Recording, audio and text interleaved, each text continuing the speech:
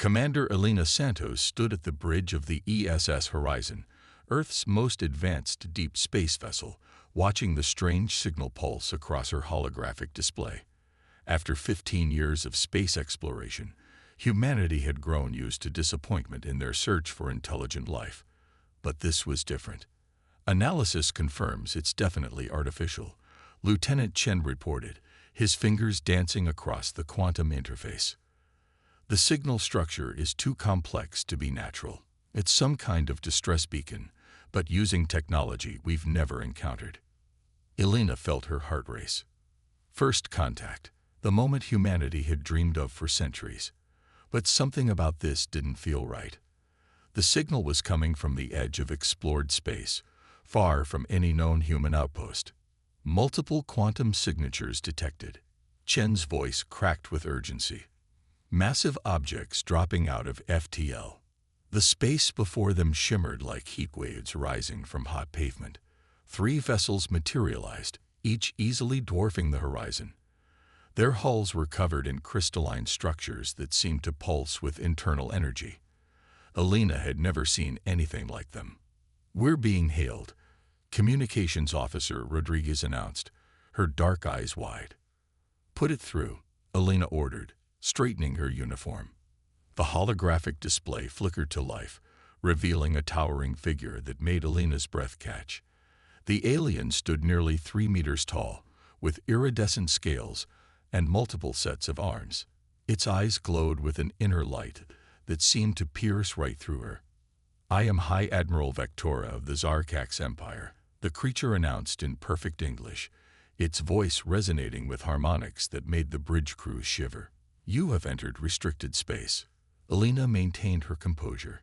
"I am Commander Santos of the Earth Space Service. We were responding to a distress signal." "A signal we placed," Vectora interrupted. "Your response was predictable. Your species' tendency to investigate anything unknown has not gone unnoticed." The revelation hit Elena like a physical blow.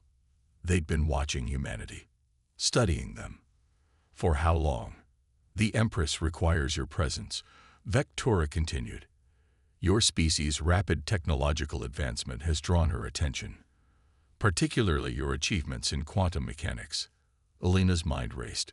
Earth's quantum drive technology had revolutionized space travel, allowing them to explore further than they'd ever dreamed. But they'd thought they were alone in developing it. "And if we decline?" Elena asked, though she suspected she knew the answer. Vectora's scales shifted color, darkening to a deep purple. "That would be unfortunate. The Zarkax Empire maintains order through strength. Your compliance is not optional." The bridge crew tensed as the alien vessels moved to surround them. Elena knew the Horizon's weapons would be useless against ships of that size. But they had something else, something that might save them. "Lieutenant Chen," she said quietly, "initiate Protocol Omega." Chen's fingers flew across his console. Deep within the Horizon, experimental quantum processors began to spin up. The ship's chief engineer had called it theoretical, dangerous, and possibly suicidal. But they'd installed it anyway, just in case. "Your vessel is powering something," Vectora observed, their tone shifting to concern. "Cease immediately." Elena allowed herself a small smile. "I'm afraid that's not possible, Admiral. You see, humanity has learned something in our brief time among the stars. The universe is vast, wonderful, and terrifying. So we prepared for everything. Even this." The Horizon's quantum core reached critical resonance. Space itself seemed to hiccup around them. Vectora's image flickered and dissolved. "Jump successful," Chen announced triumphantly. We're back in Earth orbit." Elena let out a breath she hadn't realized she'd been holding. The experimental quantum slip drive had worked, allowing them to bypass traditional space-time constraints. But she knew this was just the beginning. "Send everything to Fleet Command," she ordered, "and get me a secure channel to the Security Council." The galaxy just got a lot more complicated. Within hours, humanity learned they weren't alone in the universe. Within days, they understood they weren't welcome. The Zarkax Empire saw Earth's quantum technology as a threat to their dominion over the stars. They demanded submission, offering protection in exchange for obedience. But humanity had never been good at following orders from self-proclaimed superiors. As Elena made her report to Earth's leadership, plans were already being drawn up. The quantum slick drive that had saved the horizon wasn't their only secret. Deep within hidden shipyards and classified research stations, humanity had been preparing for this moment without even knowing it. The Zarkax Empire thought they were dealing with naive newcomers to galactic society. They would soon learn that humanity's greatest strength wasn't their technology, but their ability to face impossible odds with innovation, courage, and a stubborn refusal to bow before any throne. The game had begun, and humanity was playing for keeps. The Earth Security Council chamber hummed with tension as the holographic form of Empress Carly materialized. Standing 7 meters tall, her crystalline scales refracting light in hypnotic patterns, she dominated the room. Behind her, the image showed the massive Zarkax fleet that had taken position at the edge of the solar system. Admiral Chen, recently promoted after the Horizon incident, stood beside the council president. His old commander, Elena Santos, now served as special advisor on alien affairs. They'd spent the last 3 months preparing for this moment.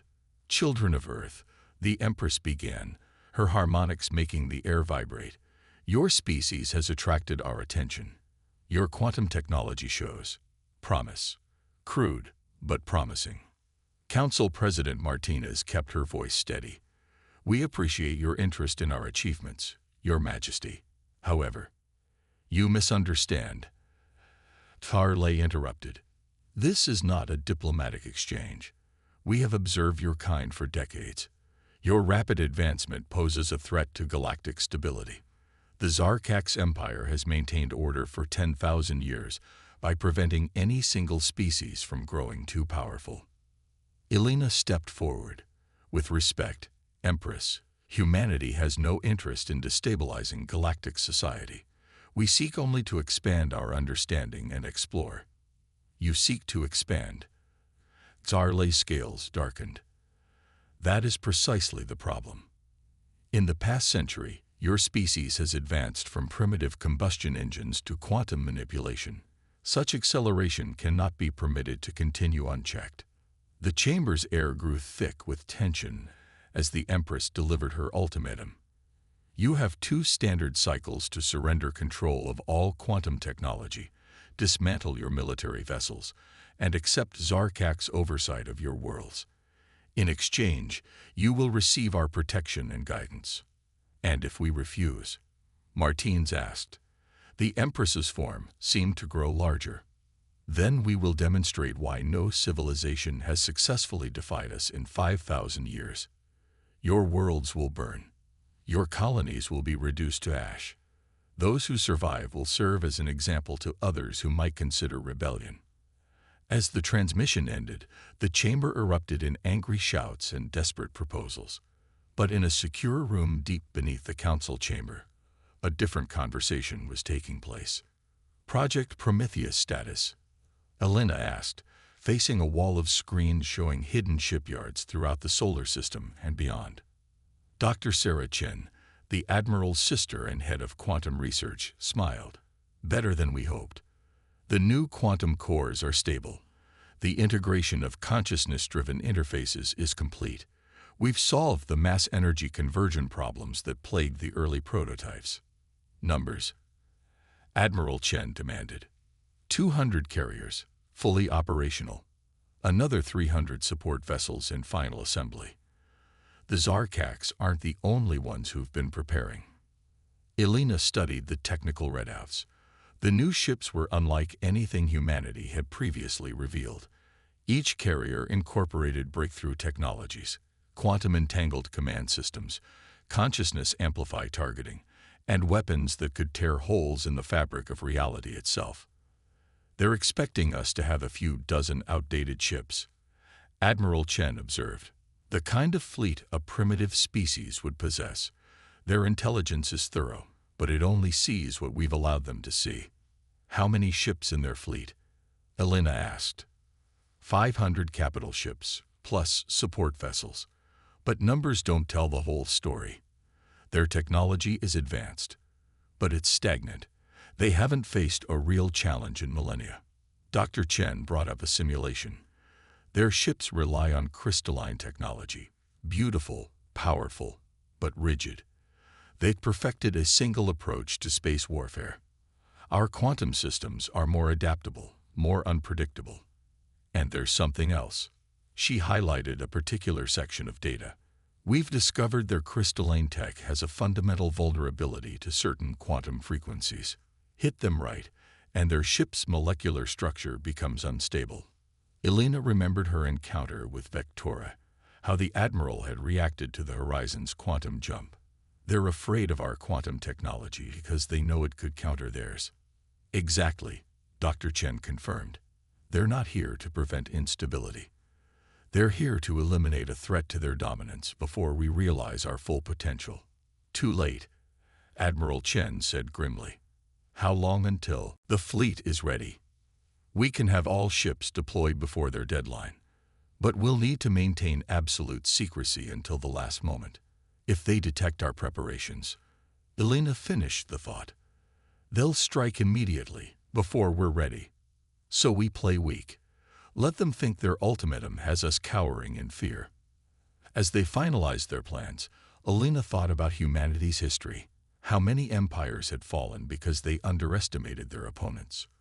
How many conquerors had mistaken technological differences for inherent superiority? The Zarkax Empire had spent thousands of years as the unchallenged masters of space. They'd forgotten that true strength comes not from dominance, but from adaptation, innovation, and the will to resist. They were about to learn that lesson the hard way. The Zarkax deadline arrived with a red dawn over Earth. Admiral Chen stood on the bridge of humanity's new flagship, the Phoenix, hidden within a quantum pocket of folded space. Around him, 200 supercarriers and their escort vessels waited in similar dimensional pockets, invisible to conventional sensors. The Empress's fleet is moving, Elena reported from her position as tactical commander. They're spreading out to surround Earth's orbital defenses. Through the quantum-enhanced viewing screens, they watched the crystalline ships take up attack positions. The Zarkax formation was perfect, methodical, and entirely predictable. Thousands of years of unopposed dominance had bred a military that expected every battle to follow familiar patterns.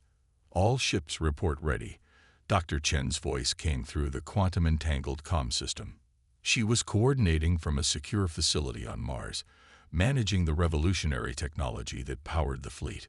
Quantum cores are stable. Consciousness interfaces are synchronized. Admiral Chen took a deep breath. Send the response to their ultimatum. On every Zarkax ship, screens lit up with a simple message. Humanity respectfully declines. The reaction was immediate. The Zarkax fleet's crystalline weapons began to power up, their ships moving into bombardment formation. Empress Zarlay's voice boomed across all frequencies. So be it. Let your destruction serve as. Now, Chen ordered. 200 quantum pockets unfolded simultaneously. The Phoenix and its sister ships emerged into normal space in a carefully choreographed dance, their appearance sending ripples through reality itself. They materialized in positions that completely surrounded the Zarkax fleet.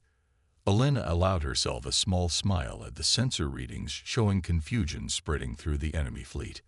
The Zarkax ships were attempting to reorient themselves, their perfect formation falling into disarray. Your Majesty, Admiral Chen broadcast on all frequencies. I believe it's time we had a real conversation about humanity's place in the galaxy. The Empress's response crackled with rage. This deception changes nothing. Your ships, however many you've hidden, cannot match our technological superiority. We have conquered 1,000 worlds. And that's precisely your weakness, Chen replied. You've spent so long conquering that you've forgotten how to innovate. He nodded to Elena, who initiated the first phase of their attack plan. The human fleet's quantum cores pulsed in perfect synchronization, sending waves of precisely calibrated energy washing over the Zarkak ships.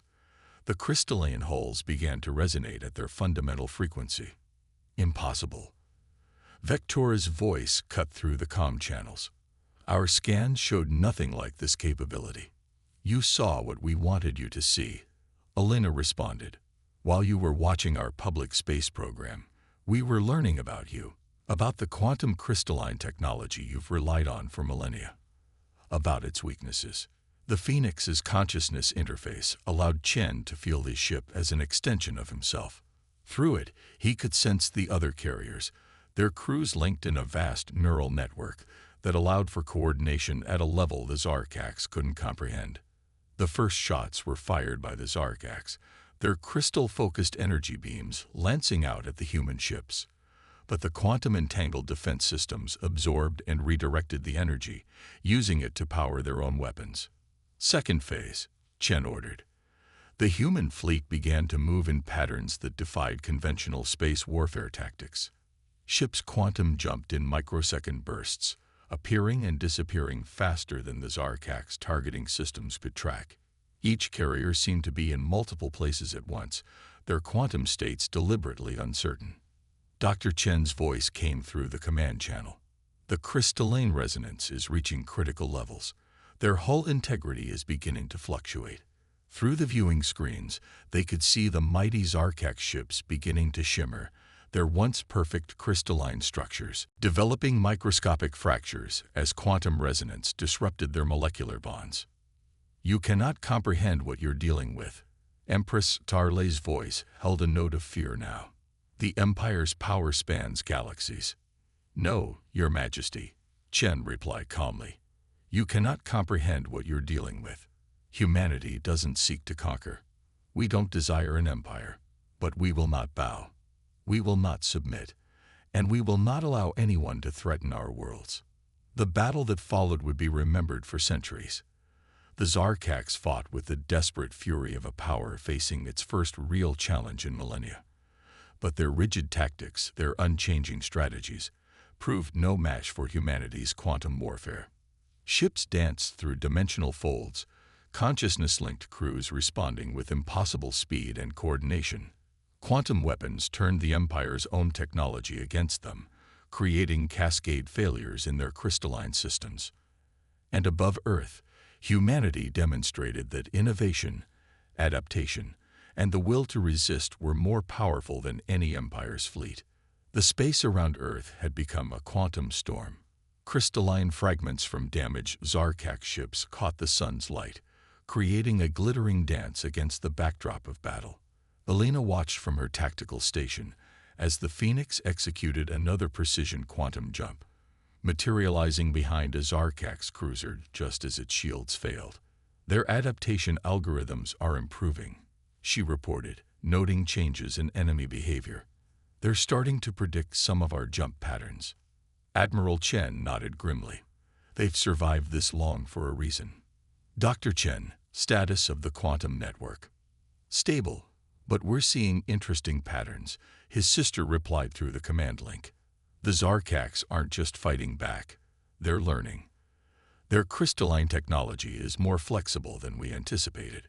Through the consciousness interface, Chen could feel the battle's flow. The initial human advantage of surprise had faded, and now the true test began. The Zarkak's fleet, though reduced, was reorganizing under Vectora's command. The Empress's flagship had retreated to a defensive position, protected by their most advanced vessels. New energy signatures detected, Elena announced. They're trying to replicate our quantum resonance tactics. On the main display, they watched as Zarkak ships began emitting waves of energy that mimicked human quantum attacks. The crystalline ships were adapting, their ancient technology proving more resilient than expected. They've had millennia to perfect their technology, Dr. Chen observed.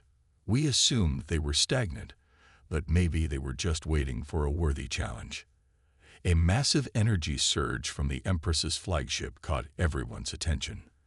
The crystalline vessel's surface began shifting, its molecular structure reorganizing in ways their sensors struggle to analyze.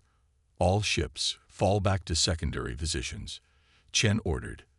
The human fleet executed a coordinated quantum retreat just as the Empress's ship released a wave of transformed energy that would have shattered their quantum fields. Fascinating. Dr. Chen's voice held a note of scientific excitement despite the danger. They're using our attacks to catalyze changes in their crystalline matrix. The technology isn't stagnant, it's evolving. Elena's tactical display lit up with new warnings. Multiple Zarkax ships are undergoing similar transformations. Their weapons are being modified too. The Phoenix rocked as a crystalline beam penetrated their quantum defenses. For the first time, the Zarkax had landed a solid hit. Damage report, Chen demanded. Minor hull breach, already contained, Elena reported. But they shouldn't have been able to pierce our quantum field. They're learning from us. Through the quantum network, Chen could feel similar reports coming from other ships in the fleet. The Zarkax were adapting faster than anyone had predicted, their ancient technology displaying an unexpected capacity for evolution. Dr. Chen, he called, time to implement Protocol Omega. Are you sure? His sister asked. It's still experimental. We don't know if the human mind can handle that level of quantum integration. We don't have a choice, Elena cut in. Look at the tactical projections. If they continue adapting at this rate, they'll overcome our advantages within hours. Admiral Chen took a deep breath. All ships prepare for full consciousness integration. Dr. Chen, initiate Protocol Omega. The quantum network that linked the human fleet began to pulse with new energy. The consciousness interfaces that allowed crews to control their ship's neural link expanded, deepening the connection between human and machine. Integration commencing, Dr. Chen announced. Neural quantum fields are synchronizing across all ships. Consciousness merger in 3, 2, 1. The experience defied description. 200 ships and their crews became a single entity, their merged consciousness expanding through quantum space. Time seemed to flow differently as human intuition and creativity merged with quantum computing power. Through this expanded awareness, they could see the battle in entirely new ways. The Zarkax adaptations weren't just tactical, they were fundamental shifts in their technological paradigm. For the first time in millennia, their crystalline technology was truly evolving. Send a message to the Empress, Chen ordered, his voice resonating through the quantum network. Tell her we offer a choice. Elena, her consciousness still merged with the fleet, understood immediately. They're not our enemy. They're our mirror. The message was transmitted. Your empire has maintained peace through power. But there's another way. Together, we could explore the true potential of both our technologies. Not as conquerors and subjects, but as equals. On the main display, they watched the Empress's flagship. Its crystalline surface had transformed into something new. Neither purely Zarkax, nor influenced by human technology, but a true evolution. The response, when it came, held none of the previous arrogance. In 10,000 years, no species has forced us to evolve. You have earned the right to be heard. The battle's tempo changed. Ships still maneuvered and energy still flowed, but now each exchange felt more like a conversation than combat. Two civilizations, each pushing the other to grow beyond their limitations, discovering that true strength lay not in dominance, but in the capacity to adapt and change. Above Earth, humanity had achieved something greater than victory. They had sparked an evolution that would reshape the galaxy. 1 year after the Battle of Earth, Commander Elena Santos stood in the newly constructed Quantum Integration Center on Mars, watching as human and Zarkax scientists worked side by side. The massive chamber housed a unique merger of crystalline and quantum technologies, its walls shifting between states of matter in mesmerizing patterns. Still hard to believe, Admiral Chen said, joining her at the observation window. A year ago, we were preparing for the end of human independence. Now, look at us. Below them, Dr. Chen was deep in discussion with Vectora, who had abandoned military command to lead the Zarkak's scientific delegation. Their crystalline tablets projected holographic equations that merged with human quantum displays, creating mathematical models that would have been impossible for either civilization alone. "The Empress is arriving," Elena noted, checking her quantum-linked communications. The alert rippled through the facility's consciousness network, a refined version of the system they'd used in battle. The arrival chamber activated, space folding in on itself as the new quantum crystalline transport technology engaged. Empress Sarlai materialized, her form different from their first encounter. The rigid crystalline structures that had once covered her body had evolved into a fluid lattice that shifted with her movements. "The Council is ready," Elena reported. "Today's demonstration will be broadcast throughout both our territories." The Empress nodded, her movements more natural, more fluid than before. "A year ago, I would have considered this a sign of weakness. Sharing power, collaborating with a younger species." She turned her multifaceted eyes to the facility below. "Now I understand it was our isolation that made us weak." The demonstration chamber filled with representatives from both civilizations. Humans and Zarkaks sat together, their differences stark but their purpose united. Dr. Chen and Vectora took their positions at the central control interface. For 10,000 years, Vectora began, their voice carrying through the quantum-enhanced acoustics. The Zarkaks Empire believed we had reached the pinnacle of technological achievement. Our crystalline technology had conquered the known galaxy. We saw no need for further evolution. Dr. Chen continued, "And humanity, in our rapid advancement, believed that innovation alone was enough. We prepared for conflict, certain that our quantum technology would prove superior. We were both wrong," they said in unison, their words synchronized through the consciousness network. The chamber's walls came alive with energy as they activated the new hybrid system. Crystalline structures grew and shifted, guided by quantum fields that existed in multiple states simultaneously. The very fabric of reality seemed to flex around them. "Behold the first quantum crystalline gateway," Vectora announced, "a merger of Zarkak stability and human innovation. With this technology, we can explore regions of space previously thought unreachable." The gateway activated, creating a portal that showed not just distant space, but multiple potential realities simultaneously. It was a window into possibilities that neither civilization could have achieved alone. Empress Sarlai stepped forward. "Let this serve as proof that true strength lies not in dominance, but in unity. The Zarkak's empire will no longer demand submission from other species. Instead, we offer partnership." President Martinez, representing Earth, joined her.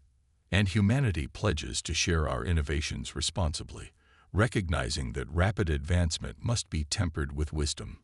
As the demonstration continued, Elena felt a familiar presence through the consciousness network. The quantum link they'd created during the battle had evolved, becoming a bridge not just between human minds, but between species.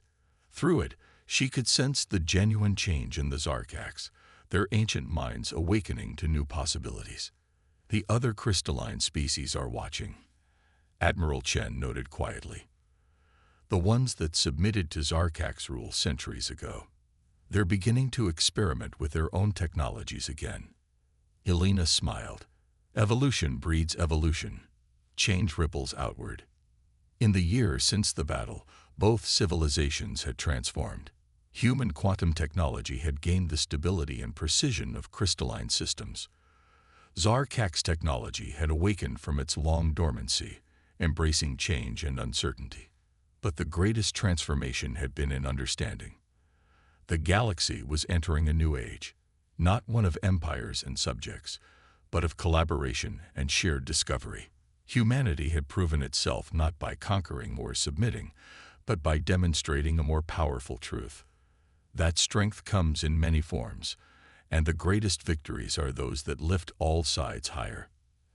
As the gateway shimmered with possibilities, Elena thought of that first encounter with Vectora's ships. How close they had come to war. How fear and pride had nearly destroyed them both. Instead, they had found something greater than victory. They had found evolution.